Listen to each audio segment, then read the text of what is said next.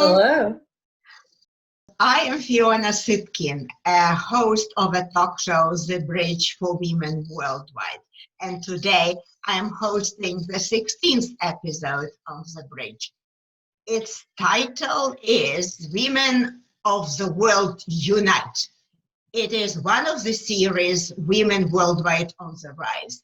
And the guest for today's show is Irene Natividad, founder and president of Global Summit of Women, hailing from Washington, D.C. Originally, she is from the Philippines. Let me say a few words about myself and the talk show. A professional educator and former Fulbright scholar, I based the talk show on my HuffPost blogs and the recent book, How They Made It in America. Success stories and strategies of immigrant women, from Isabella Allende to Ivana Trump to fashion designer Josie Natori, plus more. I featured 18 prominent women in this book. All came through the interviews for my books and blogs. And today I have a distinct honor to introduce and present Irene Natividad, a famous woman uniter, one of the subjects of my next book. Hello, Irene, and welcome to our show. Thank you for having me. It's a pleasure to be here. It's my pleasure, too. Let me present you properly. Ladies and gentlemen, Irene Natividad is founder and president of Global Summit of Women. She was the first Asian American twice elected president of the National Women's Political Caucus, which is a big deal. This propelled her to the very top of women's advocacy field. And for 30 years now, she is fighting for women's causes. This allowed her to meet with the most celebrated decision makers in the world who care for promoting and empowering women. Most importantly, Irene provides value to those who invest in the cause and participate in the Global Summit of Women. Well, welcome again to our show, Irene. Let me ask you. Well, thank you for that very generous introduction, Fiona. Thank you. My question is, with your notable career uniting womankind, may I ask you, what are the roots of your activism? How did it all start? Well, it helps to have a mother who kept pushing you to be number one. She said, I don't care what it is, just be number one. So throughout, I fought for whatever it is that, I wanted to do. So there wasn't any one moment when I decided that women would be the focus of my life. It was more like a series of things. My doctoral dissertation was on female slave narratives. When I moved to administration in a university, I was head of what's called continuing education, and the majority of my students, about 3,000, were women. And on the side, I kept organizing women's organizations. And then it took over. I gave up academia to become a full-time advocate for women through the presidency of the National Women's Political Caucus. Well, I know that you have received an international education. May I ask you, how did it influence your activism and mentality? Well, since we always lived, in countries where I didn't look like anybody else, I have never lived in such a country. Global for me is natural. I don't see any more different colors, races, ethnicities. I only see people. And sometimes friends have to remind me, Irene, not everyone thinks the way you do. But to me, that kind of blindness to differences helped in my advocacy. It also made me think of global automatically, which is how come the summit is sort of a fit for me because we moved from country to country and got educated in those countries as my parents made that move. I see. I see. Well, your company, Global Summit of Women, is very successful for 30 years. And can you now elaborate on its objective? Well, when we began, there was no global platform for women to come on their own, not chosen by government or their companies, to a forum in which we could share best practices in advancing women's economic progress. And so the focus from the beginning was always on business and economics. And secondly, only on what works, not on the problems, because those were well covered already. And thirdly, that we were going to reach out to the three parts of society that are necessary in order to make change happen for women. It's government, it's business, and civil society. So we also focus primarily on the leaders of those segments, because they need to get to know each other. Ministers need to get to know corporate CEOs. Civil society leaders need to understand how government works and that corporations are not always necessarily the enemy, So that is what makes the summit different. And over 30 years, it has grown and grown so that the average participation now is about 1,000 at every summit from 50 countries. Well, thank you for explaining the goals of the Global Summit of Women. That's very interesting. And I fully agree with you that entrepreneurship, especially, and economic independence are keys for modern women. Nobody wants to be a kept woman in our day and time. You know it, I know it, it's common knowledge. Now, let me ask you this. Which of the past global summits of women was the most successful to your mind, and why? That's like asking me to pick among children. Each of the summits was special in their way. So all of them, in my view, were successful. There are summits that, stick in my mind. The one in 2000, when Nelson Mandela came on his own. I had not invited him. I invited his wife, Graça Machel, who was the first lady at that time, and she brought him. And when I came to the door, I was so excited. I said, "Mr. President, what made you come?" And he said, "I was curious." And it was so like him. And then when I brought him to the ballroom, the whole place erupted. Everybody couldn't believe that he was in the same room. So that always sticks in my mind. I imagine. The one in Tokyo also, because it was our biggest. We had 1,640 from 52 countries, and Prime Minister Abe was there. And I gave him an award for his emphasis on womenomics. Wow. Yes, that's great. That's one of the things he is famous for. Well, thank you so much for the stories.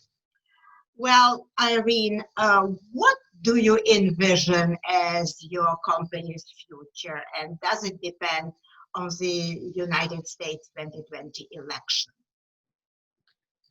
Not really, because we're global.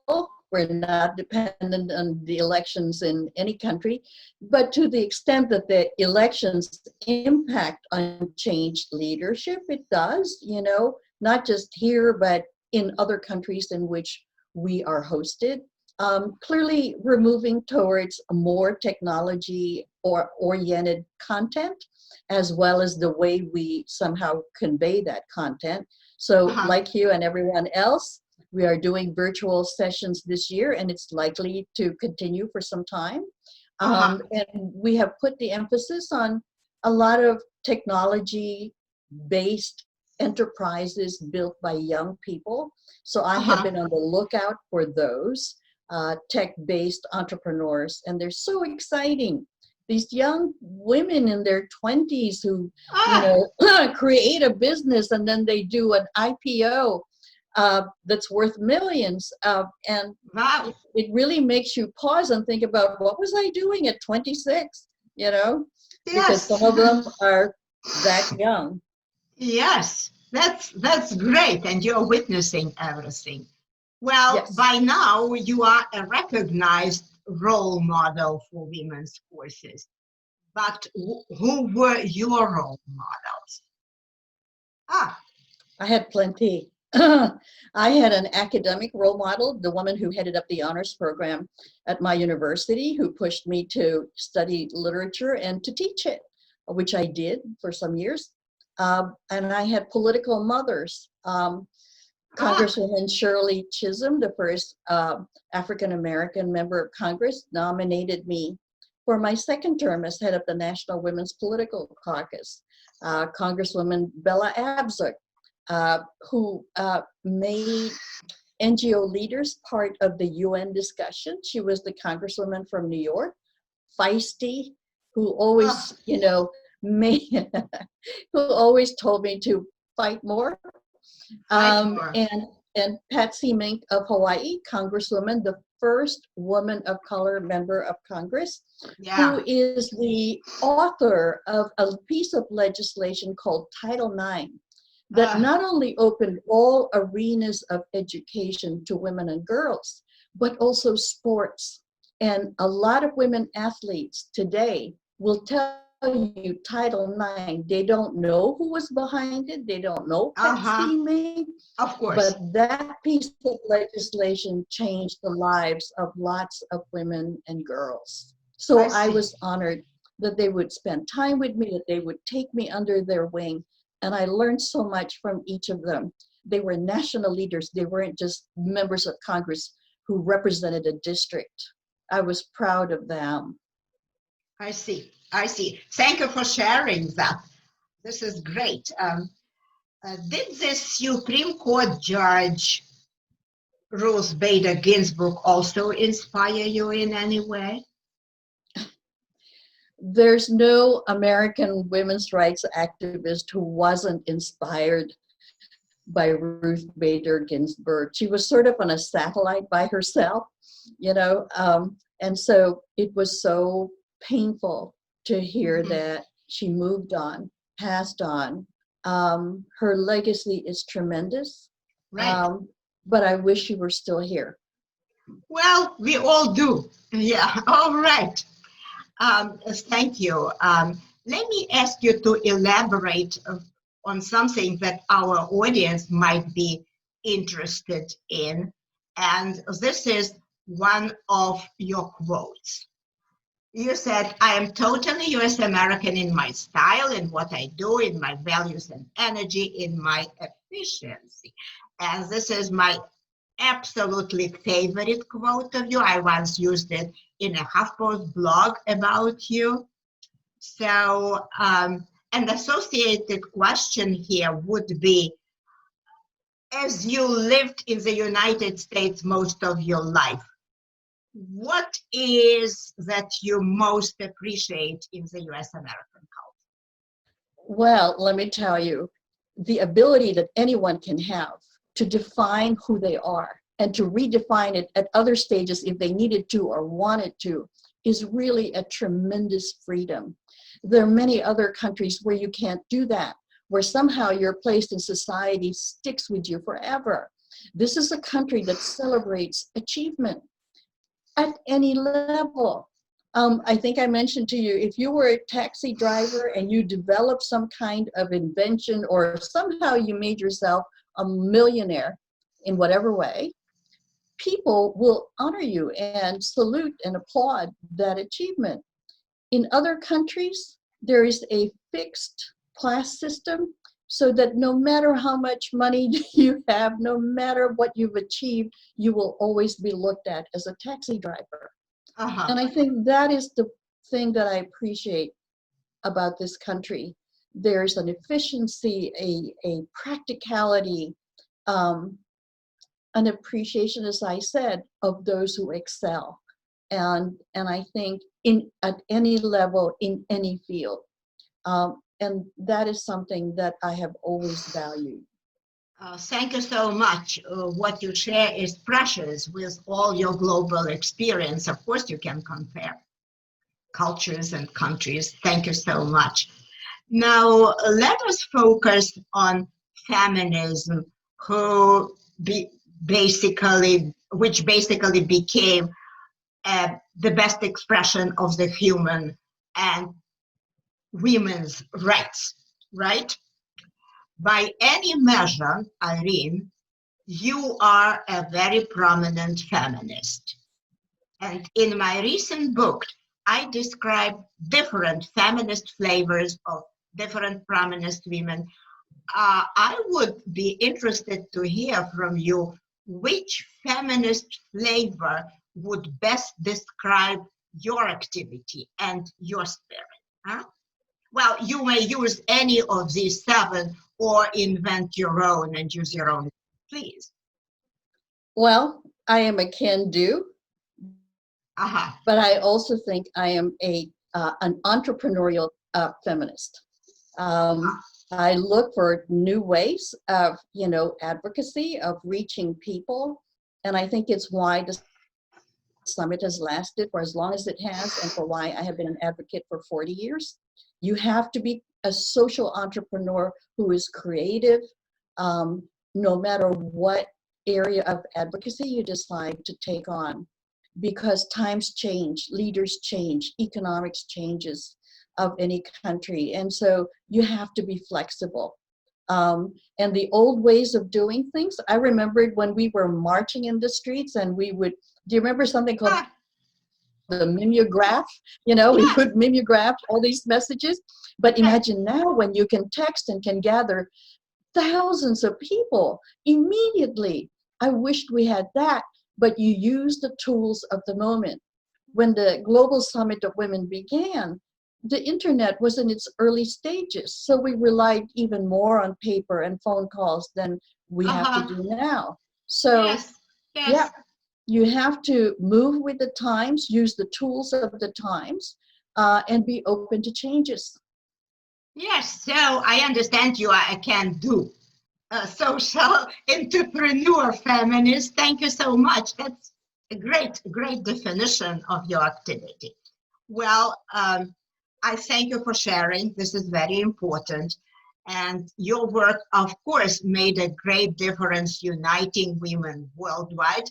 I believe that yours is an excellent American success story with many lessons for me and for our listeners as well. A round of applause for Irene, please. Thank you, thank you, thank you. Thank you for having me. It was a pleasure. Yeah. Let us move to conclusions now. I recommend 3 takeaways from our interview. One is that Irene Natividad is a role model committed to a cause of uniting women worldwide. So she embodies our slogan, Women of the World Unite. The second is uniting women to stand up for their rights is possible. Let's go for it. And I appeal for men and women alike. And the third is order the book, How They Made It in America, to learn more about how to be a success in the US. Finally, let's connect. And please make a comment or question on our YouTube channel, The Bridge for Women Worldwide. Thank you for participation. You may write to me directly, fiona.sitkin@email.com, or connect with me via my book website, fionasitkin.com. This is www.fionasitkin.com. Again, thank you so much for participating, and I salute you. Nice to have you. Yes, and come again. Thank you, and bye-bye, and please stay healthy and well. You too, Fiona.